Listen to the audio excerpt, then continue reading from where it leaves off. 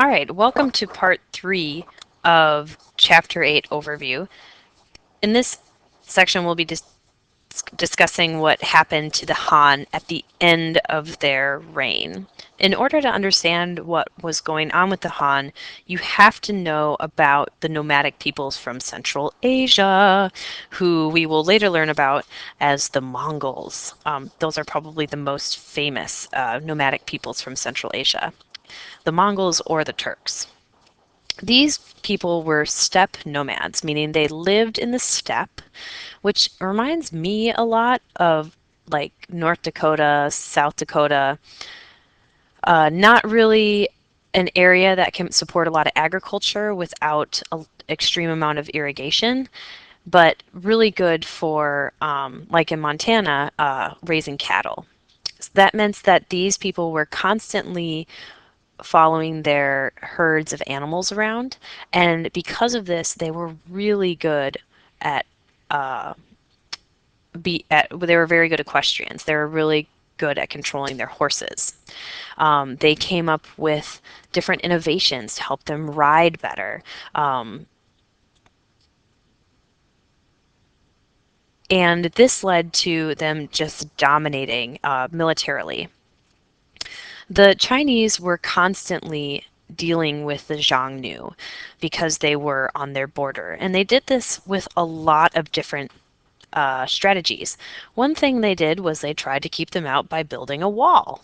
The Great Wall was basically built to keep out, to slow down the Xiongnu. They also did a lot of trading with them on border markets. So they kept them appeased with their fine silks and other goods that they obtained. They also gave them lavish gifts when trading didn't work, just to leave them alone. In addition to that, they had marriage alliances. So Chinese and Xiongnu and other steppe people would be married to one another. Lastly, they had less friendly alliances. They had raids and they had military campaigns. This expansion can be seen under Han Wudi. But the nomads were constantly threatening the agricultural peoples of China. Even though over time these nomads became more Chinese. This is known as Sinicization, and it's actually something that happens all over the place in China. As China moves into places like Korea and North Vietnam, their culture becomes interwoven with the local peoples. So, Sinicization.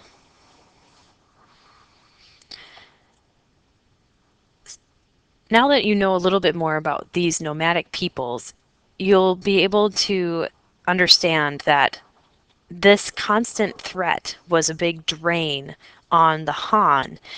And as the Han weakened because of other internal problems, this constant threat was able to basically puncture a hole through that Great Wall and destabilize China. So there are many reasons that the Han and actually other classical empires fell. First of all, they were just super duper big and very hard to administer, and in some ways they were overextended. They were, oops, forgot the S.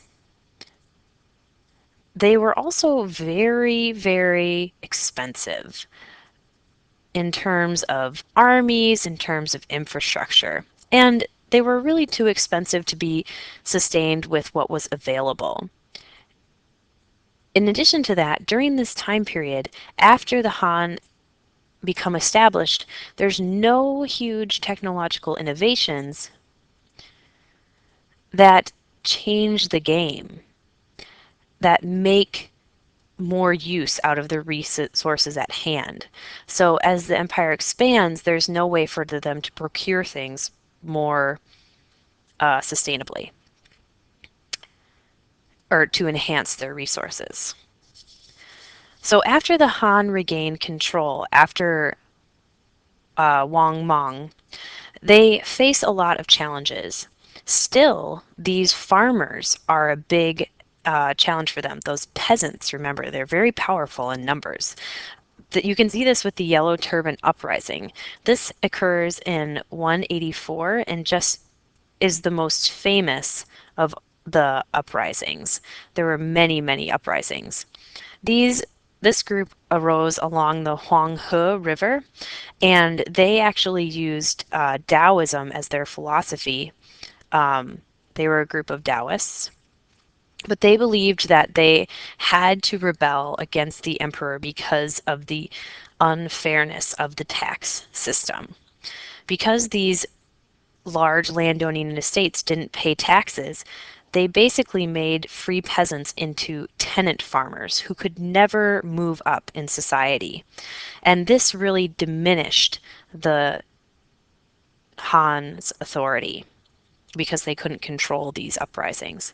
In addition to that, there was a lot of internal court intrigue, a lot of infighting between the castrated court officials or the eunuchs who were very loyal to the king and protected the king sometimes too much, kept them out of the world's eye, versus the people who are usually working with different groups of Chinese, the Confucian bureaucrats. So you had conflicting advice going towards the king, which made them very inefficient. In addition to all of the things we talked about with the Xiongnu, eventually this weakened the Han Dynasty and they collapsed in 220 CE. After they collapsed, China entered a period again of warring states. So the combination of internal problems within the government and between classes combined with the external pressure from invaders like the nomads, like the Xiongnu, eventually broke the back of the Han dynasty. And they were plunged into a period of warring states until 589, which is basically at the end of our period when the Sui dynasty took over. So when we revisit China in our next period, after the Warring States period, the Sui dynasty will have taken hold. Buddhism will be entering China in a big way, and we'll see a lot more innovations from the Sui. Thank you for listening, and that's all for today.